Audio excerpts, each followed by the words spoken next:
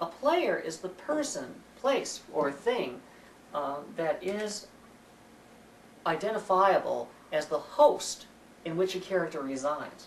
For example, the wind might be a character, or a tree could be a character, or Joe could be a character, or a ship could be a character, or a virus, if you wanted to have a virus act by function. Remember, these are not characters you have to get into their head and say, what's it like to be the wind? You can do that if you make the wind your main character.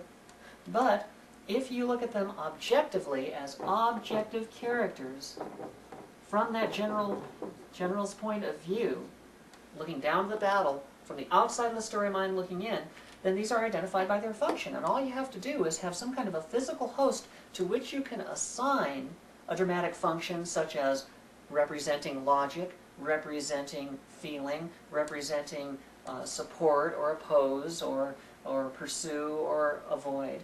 As long as you can use that physical host to represent that function in the story, then any of these can be an objective character. You could even kill one off. We have a story here about Joe and his ship and a virus. And it turns out that at first we only have Joe in his ship. And when Joe is on his ship, the ship is the antagonist and has all the antagonist characteristics. But when Joe jumps ship and gets back to land, now the ship is no more in the story. It's gone, it sails off, and he's confronted with a virus that continues to try and prevent Joe from his task. It hands off from one to the other.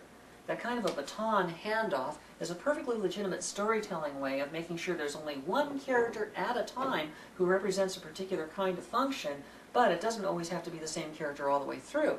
The main character, on the other hand, is the one that has to remain usually consistent, because in our own minds we don't change into different people as we move from place to place. We simply grow, and so you can't really kill off a main character and have another main character come in and expect audience empathy.